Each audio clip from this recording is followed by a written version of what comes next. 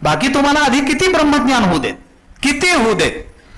याच्या पुढचा एक दृष्टांत आपल्याला योग वासिष्ठात दिसतो. हे तर जाऊ द्या, प्रत्यक्ष रामचंद्र प्रभू परब्रह्म आहेत. रामचंद्र प्रभूंनीच वसिष्ठांना विचारलंय ब्रह्म म्हणजे काय, ब्रह्मानेच विचारलंय ब्रह्म म्हणजे काय. आणि याचं उत्तर देताना हे सांगण्यात आलंय की परब्रह्माला सुद्धा ब्रह्मज्ञान हवं असेल तर गुरुकडेच जावं लागेल, स्वतःच्या बुद्धीनं होणार नाही.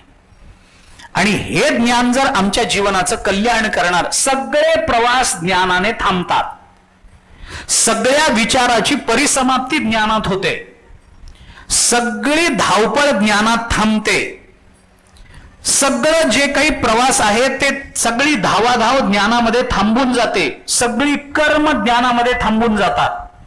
यस्त्वात्मतिरेवस्यात् आत्मतृप्तश्च मानवः आत्मन्येवच संतुष्टः तस्य कार्यम न विद्यते, असं गीता बोलते. आत्मन्येवच संतुष्टः, जो आत्मदृष्टीने संतुष्ट झाला, ब्रह्मज्ञानी झाला, तस्य कार्यम न विद्यते, त्याला कार्य करण्याची, कर्म करण्याची गरज नाही, सगळी कर्म तिथं थांबतात. हे ज्ञानाचं लक्षण आहे. ज्ञानोबारांनी ते लक्षण भगवंतांनी 7व्या अध्यायाच्या सुरुवातीला हा विचार बोलून दाखवला. ज्ञान त्याला म्हणा की ज्याच्या प्राप्तीनंतर जाणण्यासारखं काही उरत नाही. ज्ञान त्याला म्हणा की ज्याच्या प्राप्तीनंतर करण्यासारखं काही उरत नाही. ज्ञान त्याला म्हणा की ज्याच्या प्राप्तीनंतर या जगतामध्ये जगत म्हणून असं काही उरत नाही. जे अनुभवाला येतं ते सगळं मी रूपाने अनुभवाला येतं ते ज्ञान. 7व्या अध्यायामध्ये ज्ञानोबारांनी हे वर्णन केलंय. जाणीव जेथ नरिगे विचार मागुता पाऊली निघे तर्क आयणी नेघे अंगी जयाच्या अर्जुना तया नाव ज्ञान येर प्रपंच ते विज्ञान तेथ सत्य बुद्धी हे अज्ञान हेही जाण. मग अज्ञान अवघे हरपे विज्ञान निश्चेषे करपे ज्ञान ते स्वरूपे होऊनी जाईजे, हे ज्ञानाचं लक्षण आहे. आता याचा विस्तार खूप आहे. जिथं जाणीवेचा प्रवेश नाही, जाणीव जेथ नरिगे विचार मागुता पाऊली निघे, विचार सुद्धा तिथं, विचार हा सुद्धा दोषच आहे. आता हे सांगितलं तर पटणार नाही पटकन कोणाला. विकार आणि विचार या दोन्ही गोष्टी माणसाच्या जीवनात असतात. विकारही असतो, विचारही असतो. पण विकार आणि विचार याच्यामध्ये स्वीकारार्ह काय आहे तर विचार. विचार, पण विचार हा सुद्धा विकाराचाच एक प्रकार आहे. हे आपल्याला पटकन कळणार नाही. आम्ही विचाराला मोठं मानत आलोय, विकाराला हीन मानत आलोय, पण विचार हा सुद्धा एक विकार असतो. कारण विचाराचाही तोच परिणाम आहे जो परिणाम विकाराचा आहे. मी उदाहरणाने सांगतो आपल्याला. एखादं तळ आहे, शांत आहे, पाण्यावर तरंगही निर्माण झालेला नाहीये, वारा सुद्धा सुटलेला नाहीये, एकदम शांत पाणी आहे. आणि कुणीतरी त्याच्यामध्ये एकदम धाडकन मोठा दगड टाकला, ते सगळं पाणी हलतं, गाळ सगळा वर येतो.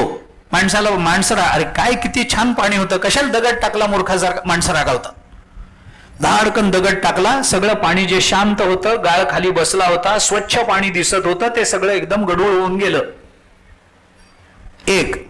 आता दुसरं सांगतो, पाणी खूप शांत आहे, खूप शांत आहे, वारा सुटलेला नाही, काही नाही.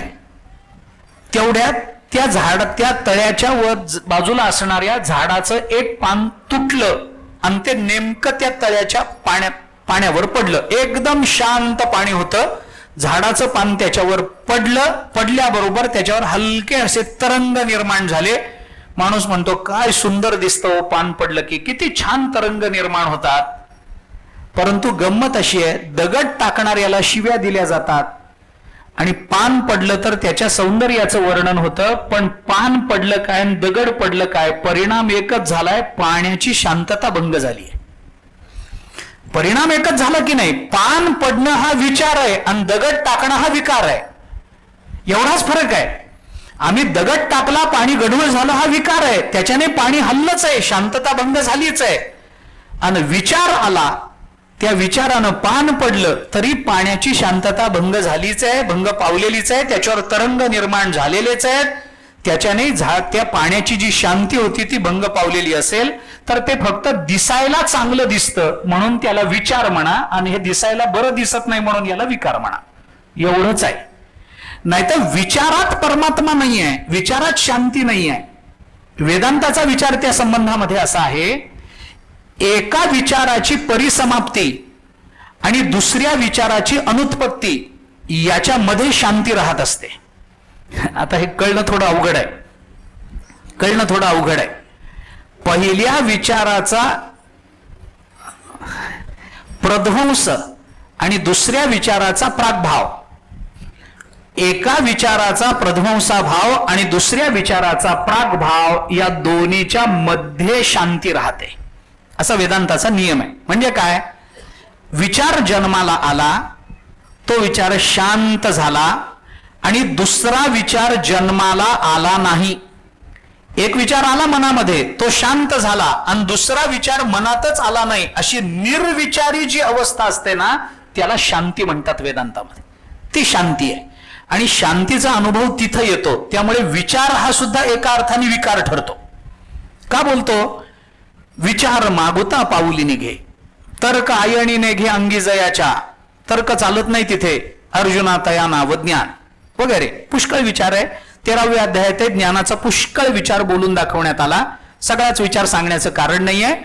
या ज्ञानाकरता, हे ज्ञान जर मानवी जीवनाला कृतार्थ करणार असेल तर या ज्ञानाकरता गुरुची आवश्यकता आहे. गुरु हवेत.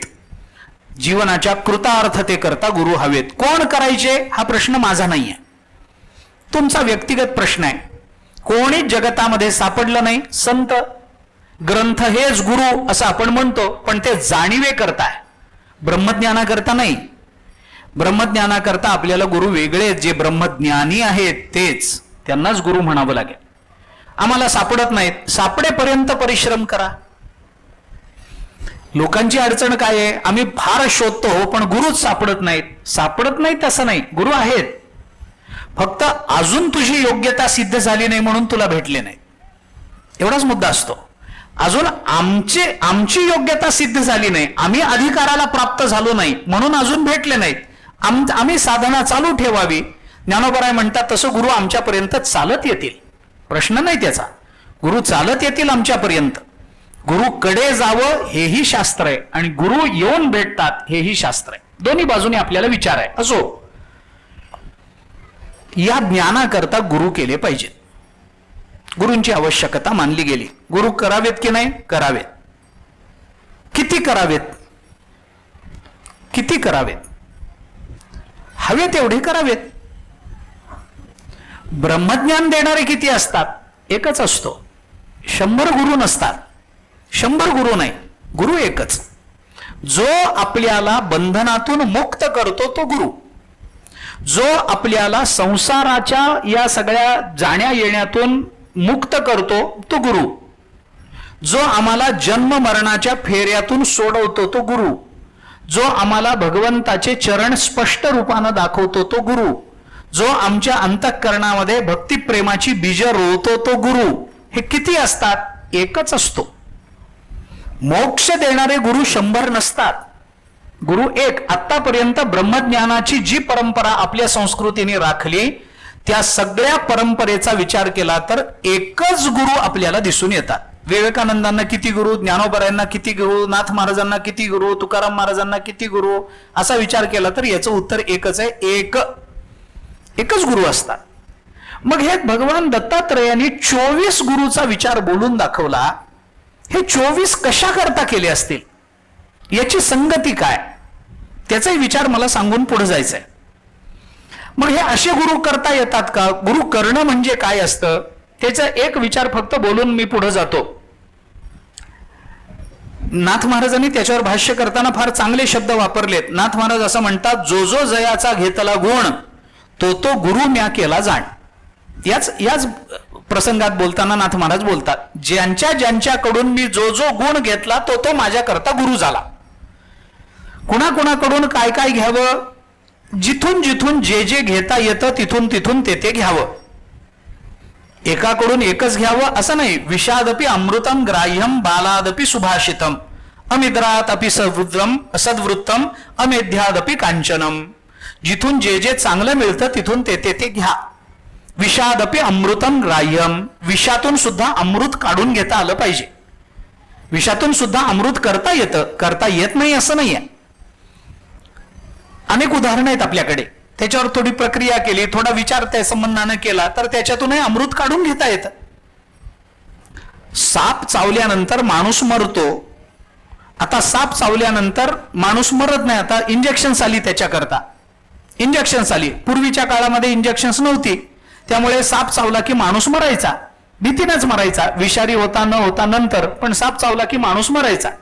आता विज्ञान प्रगत झालं, त्यामुळे आता साप चावला की माणूस मरत नाही, मेला तर साप मरण्याची शक्यता जास्त, इतकं विष माणसामध्ये आहे. आता त्याला साप चावला की डॉक्टरकडे नेतात, त्याला इंजेक्शन देतात. आता गंमत अशी आहे, सापाच्या विषावरचा उतारा म्हणून जे इंजेक्शन दिलं जातं ना, ते सापाच्या विषापासूनच बनवतात, हे आपल्याला माहिती असेल. त्याच्यापासूनच अनेक औषधांच्या वर पॉइझन असं लिहिलेलं असतं. विष आहे की नाही? आहे. मग सापाच्या विषापासून जे इंजेक्शन बनवलं तेच जर दिलं तर माणसाने दोनदा मरायला पाहिजे. एकदा साप चावला पण म्हणून आणि दुसऱ्या सापापासून विषापासून बनवलेलं इंजेक्शन दिलं म्हणून मरत नाही. का मरत नाही? कारण त्या विषावर काही प्रक्रिया करून त्याला आपल्या जीवन वाचवणारं औषध बनवता येतं. विषादपि अमृतम ग्राह्यम, वाईटातूनही चांगलं घेता आलं पाहिजे.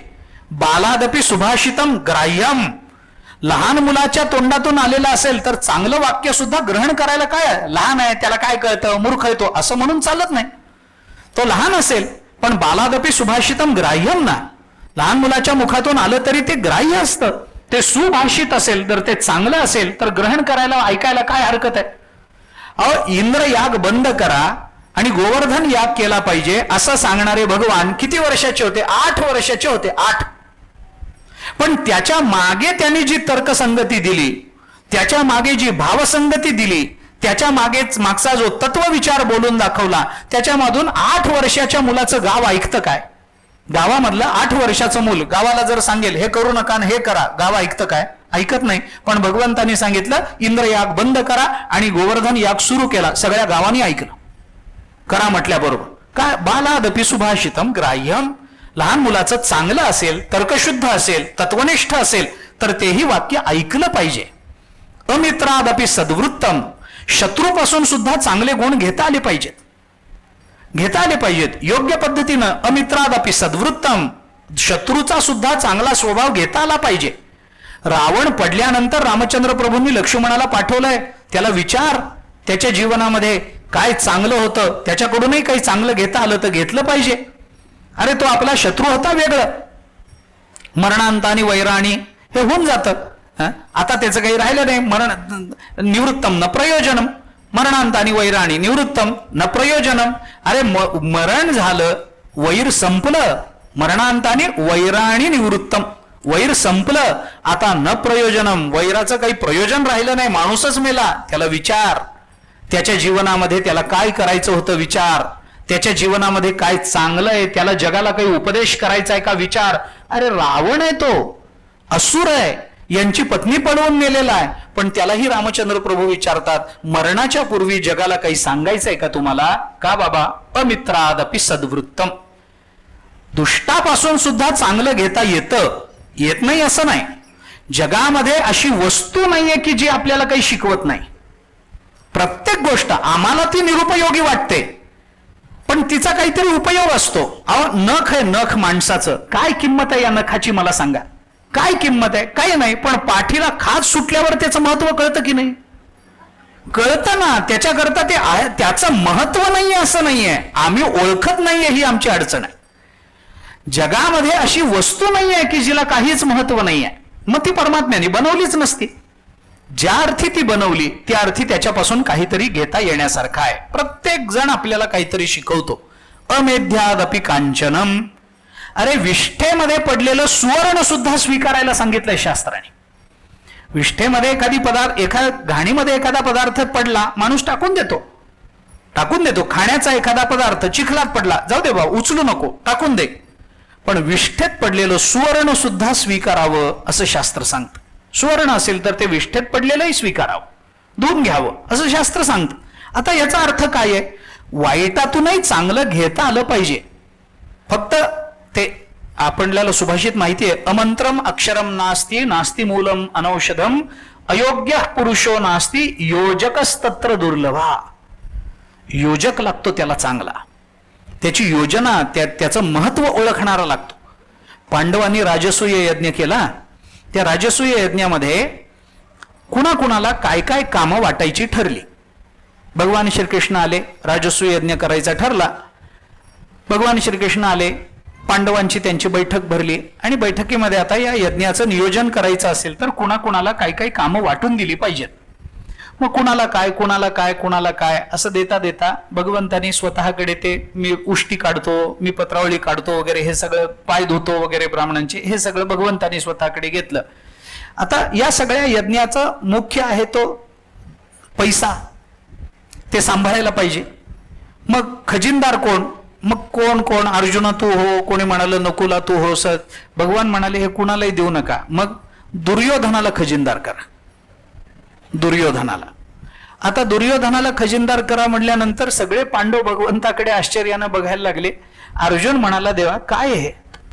अहो सगळा खजिना त्याच्या हातात दिला तर पहिल्या दिवशी खजिना रिकामा करून टाकेल, दुसऱ्या दिवसापासून यज्ञ करायचा कशाच्या जोरावर? दान करावं लागेल आपल्याला, काही आहे, काही खर्च असतो, वस्त्रदान असतं, भूमिदान असतं, गोदान असतं, अन्नदान असतं, याच्याकरता पैसा लागतो. त्या दुर्योधनाला जर आपण हे सगळं दिलं तर तो पहिल्या दिवशी सगळं खर्च करून टाकेल, त्याला नको. भगवान म्हणाले अर्जुना तुला कळतं का? मला अक्कल मला जास्त आहे की नाही? तू बोलू नको, मी सांगतो ते कर, मी सांगतो ते. दुर्योधनाला खजिनदार करा.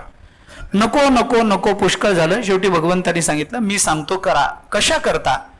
त्याने सांगितलं दुर्योधनाच्या हातावर एक मत्स्य चिन्ह आहे आणि हस्त सामुद्रिकामध्ये मत्स्य चिन्हाचा परिणाम असा सांगितलाय की ज्याच्या हातावर मत्स्य चिन्ह असतं त्याच्या हातातून जेवढी संपत्ती जाते त्याच्या दुपटीनं परत येते. आपल्या हातावर बघू नका, ते दिसत नाही तसं, त्याचे स्थान आहेत त्याची, उगीच हे माझ्या इथं असं करण्यात काही अर्थ नसतो. त्याच्या जागा आहेत त्या मत्स्य चिन्हाच्या. त्या मत्स्याचं तोंड कुठल्या दिशेला असावं, त्याचं शेपूट कसं असावं, याचे नियम आहेत हस्तसामुद्रिकामध्ये. ते उगीच आपल्या हातावर बघून काय, त्याला हात दाखवून अवलक्षण म्हणतात, तर त्याचा काही उपयोग नसतो. ते दुर्योधनाच्या हातावर मत्स्य चिन्ह होतं हे भगवंताला माहिती होतं. आता दुर्योधन पांडवांचा कट्टर विरोधक आहे, पण पांडवांच्या जीवनात सगळ्यात यशस्वी ठरलेल्या राजसूयामध्ये सगळ्यात महत्वाची जबाबदारी दुर्योधनाकडे दिली आहे. कारण का? योजकस्तत्र दुर्लभा.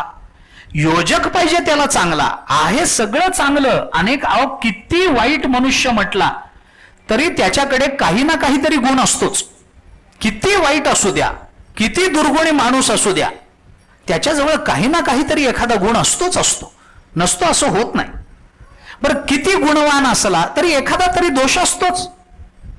माणूस एखाद्या माणसाबद्दल खूप चांगला गातो, खूप चांगला गातो असं म्हणल्यानंतर लोक म्हणतात गातो चांगला पण दारू पितो. बरं याचं उलटही होतं बऱ्याच वेळेला. एखादा माणूस काय दारू पितो हा माणूस म्हणतो पिऊ द्या पण काय गातो, असंही होतं ना. दुर्गुणातून गुणही शोधता येतो, गुणातून दुर्गुणही शोधता येतो, सगळंच करता येतं. वाईटातून चांगलं शोधता येतं, चांगल्यातून वाईट शोधता येतं. सगळ्यांकडेच सगळेच दोष असतात असं होत नाही. काही ना काहीतरी गुण कुणा ना कुणाकडे तरी असतोच असतो. फक्त त्या गुणाकडे आपली दृष्टी गेली पाहिजे आणि तो गुण आपल्याला शिकता आला पाहिजे. ही योजकता तिथे आहे. बाकी अमंत्रम अक्षरम नास्ती. असा मंत्र नाही, असा अक्षर नाही की जो मंत्र नाही. सगळी बीज मंत्र ही एकेकाक्षरीच आहेत. काय आहेत? असा अक्षर नाहीये जो मंत्र नाहीये. नास्ती मूलम अनौषधम. झाडाचं असं मूळ नाहीये जे औषधी नाहीये. कुठलं ना कुठलं तरी रूपाने ते औषधी असतंच, नसतं असं नाही. ते आयुर्वेदामध्ये शिकवताना पहिल्या दुसऱ्या वर्षीच एक गंमत म्हणून नेहमी सांगितलं जात आहे आयुर्वेदामध्ये. यस्य कस्य तरोर मूलम येन केन समन्वितम यस्मात तस्मात प्रदातव्यम यद्वा तद्वा भविष्यति असं म्हणतात आयुर्वेदात. गमतीनं असं म्हणतात. म्हणजे काय म्हणे, कोणत्या तरी झाडाचं मूळ घ्या, कशात तरी मिसळा, कुणाला तरी द्या, काहीतरी होईलच, काहीतरी होईलच ना. यस्य कस्य तरोर मूलम येन केन समन्वितम यस्मात तस्मात प्रदातव्यम यद्वा तद्वा भविष्यति. जगल तरी मरल तरी काहीतरी होतं, निदान कळेल तरी हे दिल्याने माणूस मरतो. एवढं तरी होईल. पण हे गमतीनं सांगतात, नास्ति मूलम अनौषधम, अयोग्य पुरुषो नास्ति, अयोग्य पुरुष नाही या जगाच्या पाठीवर, फक्त त्याची योजना करणारा मात्र दुर्लभ आहे. योजकच तत्र दुर्लभा. प्रत्येकाकडे काही ना काहीतरी शिकण्यासारखं असतंच असतं. अहो, काही मंडळी पंढरपूरला गेली दिंडी घेऊन, गेल्यानंतर पंढरपूरला मुक्काम पडला, मुक्कामाला राहिले. ज्या दिवशी राहिले दुसऱ्या दिवशी आता एकादशी, रात्री काही झोपले सगळे. आता पहाटे उठायचं, चंद्रभागेला स्नानाला जायचं, मग मंदिरात जायचं, अमुक करायचं, कीर्तनाला जायचं, ते दिवस सगळा व्यग्रतेत जाणार. याच्याकरता विश्रांती घेण्याकरता म्हणून त्या खोलीमध्ये झोपले. त्या खोलीमध्ये झाले होते ढेकूण. ते ढेकूण त्या वारकऱ्यांना चावायला लागले. चावायला लागल्यानंतर ते उठले. आता ढेकूण चावतात, झोप कशी येईल? उठले. ते मालकाला बोलवलं, काय आम्ही येणार, तुम्हाला दरवर्षीचं माहिती आहे, खोलीत स्वच्छ करून ठेवता येत नाही का, औषध मारता येत नाही का तुम्हाला? आता ढेकूण चावतात, उद्या सगळा दिवस आम्हाला कष्ट आहेत, आम्हाला व्यग्रता आहे, आणि इकडं जा तिकडं जाय, विश्रांतीला वेळ मिळणार नाही. आता रात्रीची वेळ होती, तुम्ही ती नीट ठेवत नाही. तो म्हणाला, अहो मी सुद्धा इथे नव्हतो, मी काय ढेकूण पाळलेत का घरी? आता आले झाले, तुमच्यापैकीच कोणाच्या तरी वळकटीतून शर्टातून आलेले ढेकूण राहतात. आता मी काय चावा म्हणून सांगतो का? पण आता मी उद्या औषध, उद्याचं उद्या, पण आज आम्हाला विश्रांती मिळत नाही, उद्या विश्रांतीला जी आम्हाला संधी पण मिळणार नाही, आणि आता आम्हाला साधी झोप लागत नाही, असं कसं असं कसं? तो म्हणाला, अहो झालं, आता झालं, काय करता, मी तरी आता एवढ्या रात्री काय करू? त्या दिंडी बरोबर एक सद्गृहस्थ होते, महात्मे होते. ते लोक म्हणाले, अहो तुम्ही बोला काहीतरी यांना. ते म्हणाले, मी बोलून काय, आता एवढ्या रात्री हा माणूस तरी काय करू शकेल? काय करू शकत नाही. मग ते म्हणाले, जाऊ द्या. स्वतः म्हणाले, तुम्ही एवढी मोठी माणसं, बोलत नाही, काही नाही. ते म्हणाले, पा त्याला दोष देऊ नका, दोष देऊ नका. ढेकूण आपल्याला चावतात, चावू देत. अरे चावू देत म्हणजे झोप लागत नाही ना. ते त्यांनी सांगितलं, त्या महात्म्यांनी सांगितलं, हे पा ढेकूण आपल्याला चावत नाहीत. ढेकूण आपल्याला असं सांगतात, उद्या एकादशी आहे, झोपू नका, उठा, भजन करा, भजन करा, झोपू नका, झोपू नका. म्हणजे ढेकणाचं चावणं हे सुद्धा आपल्याला गुण म्हणून घेता आलं पाहिजे, की उद्या एकादशी आहे, झोपायची वेळ नाही, भजनाची वेळ आहे, भजन करा, झोपेत आयुष्य वाया घालवू नका, भजनात घालवा. हे ढेकूण आम्हाला शिकवतात, ढेकूण सुद्धा आम्हाला शिकवतात. ऐका, कुणाकुणाकडून आम्हाला काय काय शिकता येईल. त्या चाणक्य नीतीमध्ये वृद्ध चाणक्याने एके ठिकाणी फार चांगला विचार मांडला. चाणक्याने असं सांगितलंय, सिंहादेकम बकादेकम शिक्षेत चत्वारी कुक्कुटात, वायसात पंच शिक्षेच्च षटशूनी त्रीणी गर्धवात. चाणक्याने असं सांगितलं, कुणाकुणाकडून काय काय शिकावं. याचं म्हणे, आम्ही तुम्हाला गणित सांगतो. काय गणित आहे? सिंहाद एकम, सिंहाकडून एकच गोष्ट शिका. बकात एकम, बगळ्याकडून एकच गोष्ट शिका. शिक्षेत चत्वारी कुक्कुटात, कोंबड्याकडून 4 गोष्टी शिका. वायसात पंच शिक्षेच्च, कावळ्याकडून 5 गोष्टी शिका. षटशूनी, कुत्र्याकडून 6 गोष्टी शिका. अंत्रीणी गर्दभात, आणि गाढवाकडून 3 गोष्टी शिका. आता कुणाकुणाकडून काय काय शिकायचं याची यादीच दिली. सिंहाकडून शिका, बगळ्याकडून शिका, कोंबड्याकडून शिका, कावळ्याकडून, कुत्र्याकडून, गाढवाकडून, यांच्याकडून काय काय शिकता येईल ते शिका. पण या सगळ्या यादीमध्ये माणसाकडून काय शिका हे चाणक्यांनी कुठंच सांगितलं नाही. का केलं असेल देव जाणे, पण सांगितलं नाही एवढी गोष्ट नक्की. कुणाकुणाकडून काय काय शिकावं त्यांनी सांगितलं, सिंहाकडून 1 गुण शिका. सिंहाद एकम, सिंहाकडून 1 गुण शिका. काय गुण शिकायचा? त्यांनी सांगितलं, आपली शिकार लहान असो किंवा मोठी असो, आपलं कार्य लहान असो किंवा मोठं असो, भले एखाद्या हत्तीची शिकार करायची असू देत अथवा एखाद्या सश्याची शिकार करायची असू देत, सिंहाचा 1 गुण घेण्यासारखा असतो. काम लहान आहे का मोठं आहे याचा विचार न करता आपली सगळी शक्ती पणाला लावून तो काम पूर्ण करतो. हा सिंहाकडून घेण्यासारखा गुण आहे. त्यांनी सांगितलं, काम लहान आहे का मोठा हा महत्वाचा मुद्दा नाही. प्रभुतम अल्प कार्यम वा यो नरहा कर्तुम इच्छती.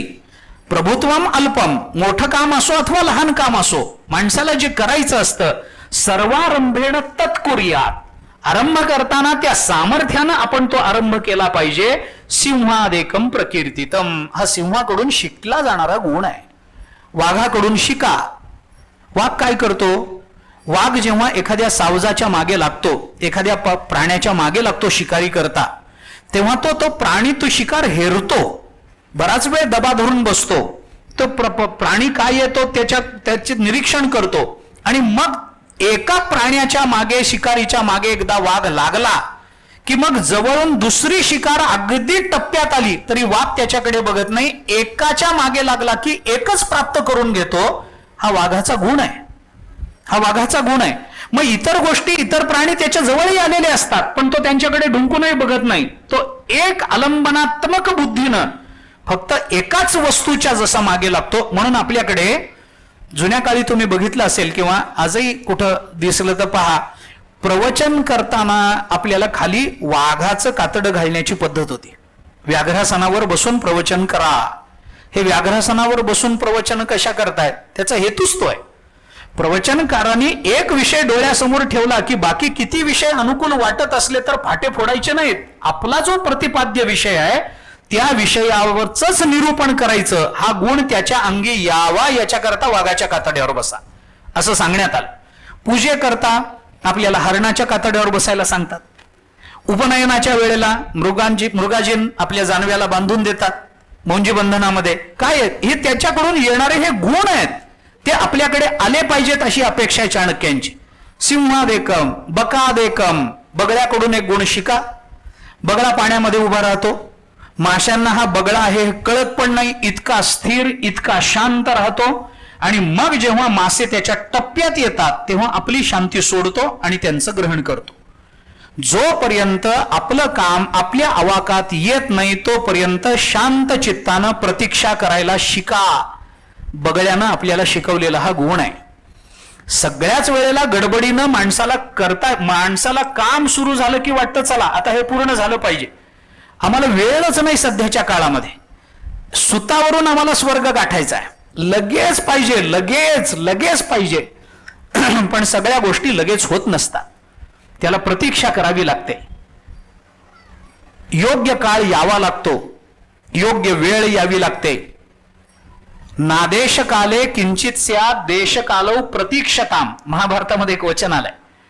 योग्य देश आणि योग्य काळ नसताना तुम्ही किती परिश्रम करा फळ मिळणार नाही. पण योग्य काळ आल्यानंतर थोडे परिश्रम कराल तरी कदाचित फळ आपल्या पदरात सहजतेनं पडू शकेल. नादेश काले किंचित स्यात्, पण देश कालौ प्रतीक्षताम, देश काळाची प्रतीक्षा करा. आणि आम्हाला प्रतीक्षा करता आली पाहिजे. आता सध्याच्या काळामध्ये तर हा फार महत्वाचा गुण आहे. आम्हाला वेळच नाही, प्रतीक्षाच करायची आमची तयारी नाही. आम्हाला वाटतं हे झालं ना आता फळ पाहिजे, हे झालं ना आता मिळालं पाहिजे, आम्ही केलंय ना आम्हाला मिळालं पाहिजे. पहिल्या क्षणापासून आमची दृष्टी फक्त फळावर आहे. मिळालं पाहिजे. मी गमतीनं कधी कधी सांगतो, ज्ञानेश्वरीचं एक पारायण झालं की माणसाला वाटतं महाराष्ट्राला ज्ञानोबारायनंतर मीच आहे आता, बस संपलं. एकाच पारायणामध्ये मला ज्ञानोबारायांच्या बरोबरीनं जाऊन बसायचंय. कसं चालेल? प्रतीक्षा करता आली पाहिजे, शांत चित्तानं वाट बघता आली पाहिजे. वाट बघणं याच्यामध्ये धैर्य नावाचा गुण प्रकट होत असतो. प्रतीक्षेमध्ये धैर्य नावाचा गुण प्रकट होतो. काय होतं, वस्तूची प्राप्ती आणि वस्तूच्या प्राप्तीचा मनोदय या दोन गोष्टी आमच्या जीवनात कधीच एकत्रित जात नाहीत. माझं बोलणं थोडं अवघड वाटत असेल, मी आपल्याला साधं बोलतो. आपण कुठं गावाला गेलो, आजोळी जायचंय, कुठं मित्राच्या घरी जायचंय, तर जाताना आपण गाडीमध्ये बसतो.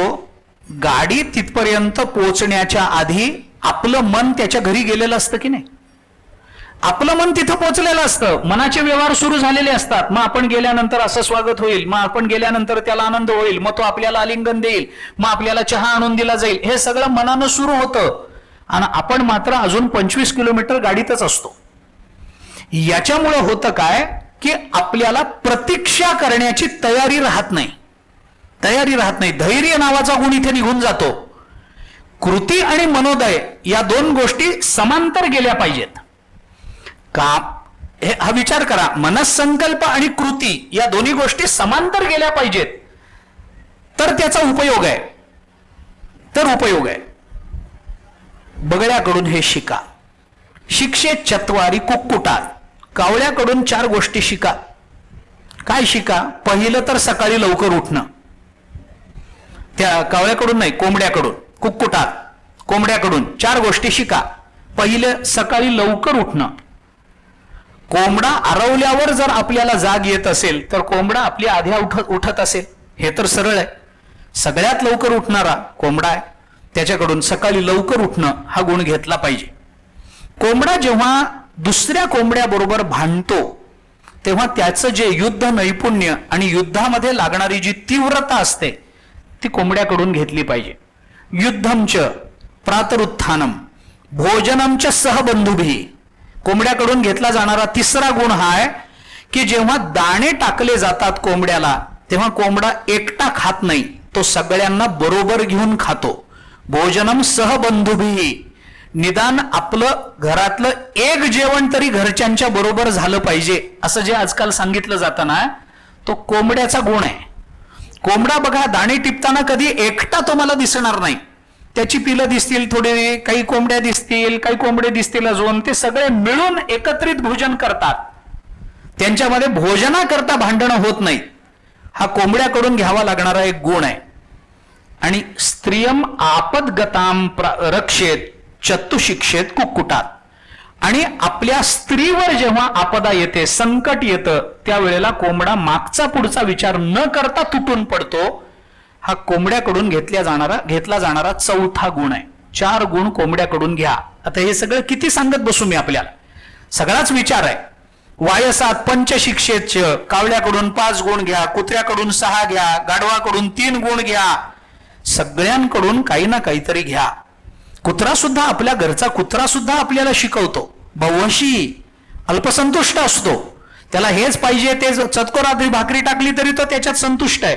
स्वल्पसंतुष्ट हा, थोडं खातो आणि थोडक्यात संतुष्ट राहतो. सुनिद्र हा, झोपताना त्याचं लवकर जाग येते, तो झोपतो, पडल्याबरोबर कुत्र्याला डोळा लागतो, तो तळमळ करत नाही. कुत्रा कधीही झोपे करता तळमळ करत नाही, कारण त्याला इन्कम टॅक्सच्या धाडीची भीती नसते. हे त्याचं मुख्य कारण आहे. तथापि कुत्र्याला लगेच झोप लागते, तो पडला की झोपतो, पण लघुचेतन हा, पण लगेच जागा होतो. पायाचा आवाज जरी झाला ना माणसाच्या तरी कुत्रा पटकन उठतो, कान टवकारून त्याच्याकडे बघायला लागतो. प्रभुभक्तश्च, मालकाचा सेवक असतो, मालकाच्या मागे पुढे असतो, त्याला धक्का लागू देत नाही. शूरश्च, शूर असतो, अंगावर धावून जातो. असे 6 गुण आपल्याला कुत्र्याकडून घेता येतात. गाढवाकडून काही घ्या. आता गाढवाचे सांगू का नको? आता राहिले तेवढं सांगून जातो. अविश्रांत वहेत भारम शीतोष्णम च विंदती ससंतोषस्तथा नित्यम त्रीणी शिक्षेत गर्धवात. 3 गुण गाढवाकडून शिका. काय आहे? अविश्रांतम वहेत भारम. विश्रांती न घेता अखंड कष्ट करण्याची गाढवाची तयारी असते. त्याला कधी विश्रांती घेताना आपण बघितलं नसेल. कधीही त्याला कुंभार त्याच्या अंगावर काही पोते ठेवतो, त्याच्या पाठीवर गाडगी मडकी लादतो, त्याला आणखीन काही ओझं त्याच्या अंगावर लादतो, घेऊन जातो. गाढव कधीही कष्टाची तक्रार करत नाही. कष्टाची तक्रार करणारा एकच प्राणी आहे पृथ्वीच्या पाठीवर, बाकी कोणी कष्टाची तक्रार करत नाही. अविश्रांत वहेत भारम शीतोष्णम च न विंदती. थंडी, वारा, ऊन, पाऊस, कशाची तक्रार गाढव करत नाही. ससंतोष हा, जे मिळेल त्याच्यामध्ये गाढव संतुष्ट असतं. हे 3 गुण गाढवाकडून घ्या. प्रत्येकाकडून काही ना काही शिकण्यासारखं असतंच. आम्हाला जिथून जिथून जो गुण घेणं आवश्यक असतं तो गुण माणसाने घ्यावा. म्हणून नाथ महाराजांनी भगवान दत्तात्रयांच्या मुखातून बोलताना असं सांगितलं, जो जयाचा घेतला गुण तो गुरु म्या केला जाण. गुरुसी आले अपारपण जग संपूर्ण गुरु दिसे. नाथ महाराज म्हणतात, अरे सगळ्या जगामध्ये मला गुरु दिसतात. प्रत्येक जण काही ना काहीतरी मला शिकवतोय, प्रत्येक जण काही ना काहीतरी मला सांगतोय. हे असं केलं पाहिजे. ते शिकवणं हे नेहमी आज्ञार्थक भाषेमध्येच आलं पाहिजे असं नाही आहे. माणसं वागताना कशी वागतात मोठी माणसं हे बघण्यातूनही आपण बऱ्याच गोष्टी शिकत असतो. मोठी माणसं कशी बोलतात, कशी बसतात, त्यांच्या बोलण्यातली नम्रता कशी असते, शब्दयोजना मोठ्यांची कशी असते, त्यांचं वागणं कसं असतं, त्यांचं चालणं कसं असतं, त्यांचं हसणं कसं असतं, या सगळ्या गोष्टी मोठ्यांकडून आपल्याला शिकता येतात. फक्त त्यांच्या जवळ राहून अवलोकन करण्याची सवय आपल्याला लागत असते. प्रत्येक जण काही ना, लहान मुलं घरातली शिकवतच असतात, तरुण मंडळी शिकवतच असतात. तरुण मंडळींना कशाची फिकीर नसते नवीन काळामध्ये. याला काय, द्या सोडून, द्या सोडून, याला काय, ह्याच्यात कुठे अडकून बसला बाबा तुम्ही हे सगळं करण्यामध्ये, याच्यात आता काळ बदलला. ही तरुण मंडळी सांगतात ना, या तरुण मंडळी आपल्याला या निमित्तानं वैराग्य शिकवत असतात. आता असं म्हटलं तर पटत नाही, माणसाला पटत नाही, पण आपण अनावश्यक गोष्टीचा किती संग्रह करत असतो. कुठे ना कुठेतरी त्यागाची भावना आपल्या अंतःकरणामध्ये निर्माण झाली पाहिजे. कुठं ना कुठेतरी वैराग्य आमच्या जीवनामध्ये आलं पाहिजे.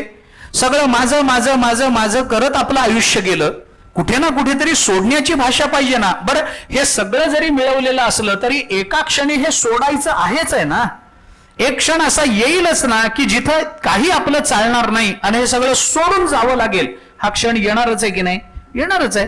मग किती किल्ल्या पाहिजेत कमरेला, माझ्याच कमरेला सगळ्या किल्ल्या पाहिजेत, आवश्यकता नसते, सोडावं लागतं, बाकी काही नाही तर नाही.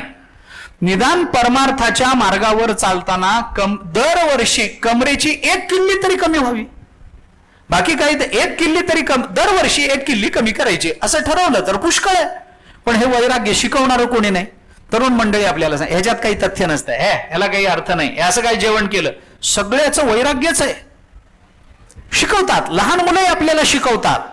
अरे निर्व्याज आणि कुठलीही अपेक्षा नसणारं निरपेक्ष प्रेम कसं करावं हे लहान मुलं शिकवत नाहीत. लहान मुलं रांगत येतात, आपल्या मांडीवर बसतात, आपल्याच अंगावर चढतात, आपलीच मुलं आहेत, आपल्याच जवळ येतात. काय अपेक्षा असते त्यांना, काय अपेक्षा आहे. लहान मूल आईकडे रांगत रांगत जाताना आईच्या मांडीवर जाऊन निवांत बसतं, काय अपेक्षा असते त्याला. आई आपल्याला पुढच्या काळामध्ये सोनं देईल, आपल्या बायकोला जास्त अलंकार करेल, ही आई आपल्याला असं देईल, काही नाही. ते लहान मूल अगदी शांत असतं, तिच्याच्या अंतःकरणामध्ये कोणतीही अपेक्षा नसते, तरी त्याचं आई बापावर नितांत प्रेम असतं. असं निरपेक्ष प्रेम करायला आपल्याच घरातलं आपलं लहान मुलं आपल्याला शिकवत असतं. आता असं सांगत बसलो तर रात्र जाईल. कशा करता मी सांगतो हे, नाथ महाराज म्हणतात, जो जो जयाचा घेतला गुण तो तो गुरु म्या केला जाण, गुरुसी आले अपारपण जग संपूर्ण गुरु दिसे. सगळं जग गुरु आहे एका अर्थाने. आम्हाला घेता आलं पाहिजे एवढंच आहे, आणि ते घेता यावं याच्याकरता या जगाकडे थोडस उघड्या डोळ्यांनी बघता आलं पाहिजे. काय होत असतं, मी थोडं एक जाता जाता बोलतो, वेळ संपली आपली, थोडी मानसशास्त्रीय भूमिका जाता जाता सांगतो. आपल्यातल्या न्यूनत्वाची जाणीव पहिली पायरी आहे. त्या न्यूनत्वामुळे आपल्या जीवनामध्ये प्राप्त होणारे दोष किंवा दुःख याची जाणीव, आणि ते न्यूनत्व कुठून पूर्ण होऊ शकेल याची जाणीव, या 3 जाणीवा अंतःकरणामध्ये असल्या तर माणसाला जगाकडून सगळं शिकता येतं. ब्रह्मज्ञान सोडून जगातून सगळं शिकता येतं. काय लागतं, आपल्यात काय कमी आहे हे कळावं लागतं.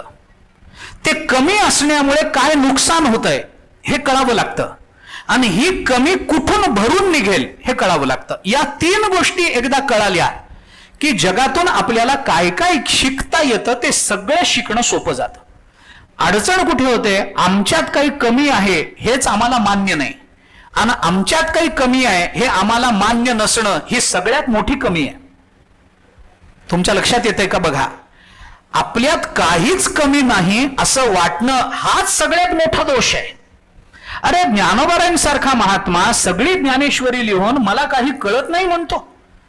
शब्द कैसा घडीजे, प्रमेय कैसे पा चढीजे, अलंकार म्हणजे काय ते निर्णय, हे ज्ञानोबाराय बोलतात. अलंकार कशाला म्हणतात मला कळत नाही म्हणणारे ज्ञानोबाराय ज्ञानेश्वरीमध्ये 42 अलंकार वापरतात.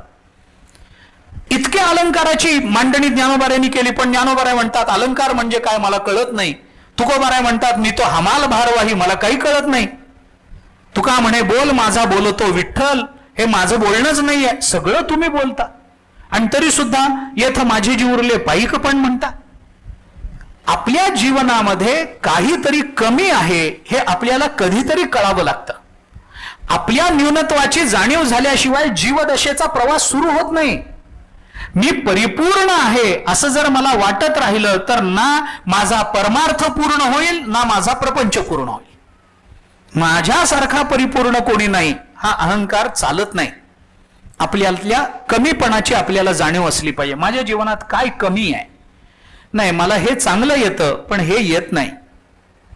मला लिहिता चांगलं येतं पण मला बोलता येत नाही. मला बोलता चांगलं येतं पण मला काव्य येत नाही. मला काव्य येतं पण मला भाषा येत नाही. मला भाषा येते पण मला व्यवहार कळत नाही. काही ना काहीतरी न्यूनत्व राहणार की नाही जीवनामध्ये. त्या न्यूनत्वाची जाणीव होणं, त्या न्यूनत्वामुळे आपल्या जीवनामध्ये काय नुकसान होत आहे हे कळणं आणि ते नुकसान कुठून भरून निघू शकेल अशा व्यक्तिमत्वांचा शोध घेता येणं, याच्यात आपलं जीवन संपन्न होऊ शकतं. याच्याकरता गुरु, आपलं जग सगळं आपल्याला गुरु असतं. ते जग गुरु रूपानं आपल्याला काही शिकवत असतं. म्हणून नाथ महाराज म्हणतात जग संपूर्ण गुरु दिसे. नाथ महाराजांनी याच्या पुढे जाऊन सांगितलं, ठीक आहे जग आम्हाला शिकवतं, कुठला तरी गुण कुणाकडून तरी घेता येतो, पण नाथ महाराज म्हणतात ज्याच्याकडून काहीच घेण्यासारखं नाही आहे तोही आपला गुरु होत असतो. नाथ महाराजांचं बोलणं पुढचं आहे. ज्याच्याकडून घेण्यासारखं काहीच नाहीये ना त्याच्याकडूनही आपल्याला काही घेता येऊ शकतं. जो गुणसंपन्न आहे त्याच्याकडून घेता येतं. हा गुण आहे, तो गुण आहे, घेऊ नये, घ्या बाबा. गुण घेतला की आपोआप सगळी संपदा चालत येते. भारवीचं वचन आहे, कुमार संभवामध्ये आलंय. भारवीने कुमार संभवामध्ये असं म्हटलंय, सहसा विदधीत न क्रियाम अविवेक परम आपदाम पदम वृणुतेहि विमृशकारिणम गुणलब्धा स्वयमेव संपदा. गुणलब्धा स्वयमेव संपदा. भारवीचं वचन आहे. अरे गुणांच्या मागे संपदा चालत येते, गुणांच्या मागे. आणि एकदा गुणांना आकृष्ट करून गुणांच्या मागे एकदा संपदा चालत आली की शेवटी गुण हीच आपली संपदा होत असते. हा त्याच्यातला नंतरचा प्रकार आहे. म्हणून नाथ महाराज म्हणतात अरे जो अगदी त्याज्य आहे, ज्याच्याकडून काहीही घेण्यासारखं नाहीये, जो अत्यंत दुष्ट आहे तोही आपला गुरु असतो. कसा असतो? त्या दुष्ट पुरुषाकडे बघून असं वागू नये हे तरी आपल्याला शिकता येतच की नाही. हा गुणसंपन्न महात्मा आहे, हा दानी आहे, याचा दान नावाचा गुण घेता येतो. हा अमुक अमुक माणूस आहे, याचा अमुक अमुक गुण, विद्वत्ता नावाचा गुण घेता येतो. याच्याकडून आपल्याला ज्ञान नावाचा गुण घेता येईल, हे अमुक करता येईल, तमुक करता येईल, हे घेता येईल. पण जो असुरी संपत्तीवान आहे, ज्याच्याकडे कुठलेच चांगले गुण नाही आहेत, जो जगाला त्रास देण्याकरताच जन्माला आल्यासारखा आलेला आहे, त्याच्याकडूनही आपल्याला घेता येतं. काय घेता येतं? असं वागू नये हे आपल्याला त्याच्याकडे बघूनच कळत असतं. असं वागायचं नाही. आपल्याकडे साहित्यशास्त्रामध्ये साहित्याची मांडणी करत असताना जी प्रयोजनं सांगितली गेली आहेत त्याच्यामध्ये, या प्रयोजनांमध्ये हे प्रयोजन सांगण्यात आलंय. कशा करता साहित्य, काय सांगतं साहित्य आम्हाला, कशाचा उपदेश करतं. त्यांनी सांगितलं रामादिवत वर्तितव्यम न रावणादिवत. कशा? रामासारखं वागावं. याच्यात वाद आहेत. रामादी असा शब्द वापरल्यामुळे साहित्यात वाद झालेत. त्यांनी सांगितलं रामादी नसतं, रामवत वर्तितव्यम न रावणादिवत. तिथं आधी लावा. रामासारखा रामच आहे, रावणासारखे अनेक आहेत, पण रामादी नाही. रामासारख्यांसारखं वागा नाही, रामासारखंच वागा. कारण रामासारखं दुसरं काही नाहीये, एक राम. रामासारखं वागा, रावणासारखं वागू नका हे सांगण्याकरता साहित्य आहे. साहित्याच्या प्रयोजनांमध्ये आलं ते. जाऊ द्या. कशा करता? रावण चांगला होता पण रावणासारखं वागू नका, कंसासारखं वागू नका, दुर्योधनासारखं वागू नका. निदान त्यांच्याकडे बघून आम्हाला कसं वागू नये हे तरी कळतं, हे तरी कळतं. सगळं ऐकावं, काय कार्यक्रम आहेत ना, ऐकावं. गाण्याचा कार्यक्रम आहे, ऐकायला जावं. अहो चांगलं गात नाहीत, त्यांच्याकडून निदान असं गाऊ नये हे तरी कळतंच, एवढं तरी कळतंच की नाही. मान्य आहे आम्हाला, पण असं गाऊ नये, असं वागू नये, असं आचरण असू नये, असं अधर्मी असू नये, हे तरी आम्हाला त्यांच्या चरित्रातून कळतं ना. म्हणून नाथ महाराजांनी पुढे असं सांगितलं, ज्याचा गुण घेतला तो सहजे गुरुत्व आला. हे मान्यच आहे, ज्याचा गुण आम्ही घेतला तो आमचा गुरु झाला. पण ज्याचा गुण त्यागरूपे घेतला तोही गुरु झाला. कशा करता? अहित त्यागे. ज्याच्यातून आपलं हित होणार नाही अशा अहिताचा त्याग करण्यामध्ये ते आमचे गुरु झाले. असं सगळं जग आम्हाला गुरु रूपाने दिसतं. मग आता प्रश्न पुन्हा एवढाच आहे, तो प्रश्न फक्त उच्चार करतो त्याचा आणि थांबतो. मग जर ज्याच्या ज्याच्यापासून जे जे घेता येतं ते ते घ्यावं. भगवान दत्तात्रयांनी 24 गुरूंचा विचार सांगितलाय.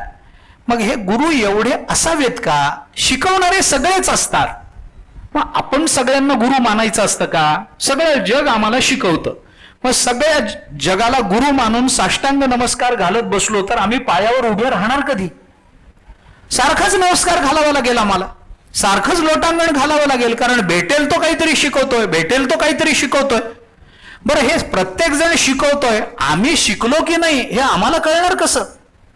घेणं मान्य आहे, पण घेणं याच्यापेक्षा सुद्धा घेतलेल्याची अभिव्यक्ती होणं हे महत्वाचं नाहीये का? मग किती गुरु करायचे असतात? गुरु करायचे तर किती करायचे? भगवान दत्तात्रयांनी 24 केले. 24ची गरज असते का? गरज नाही.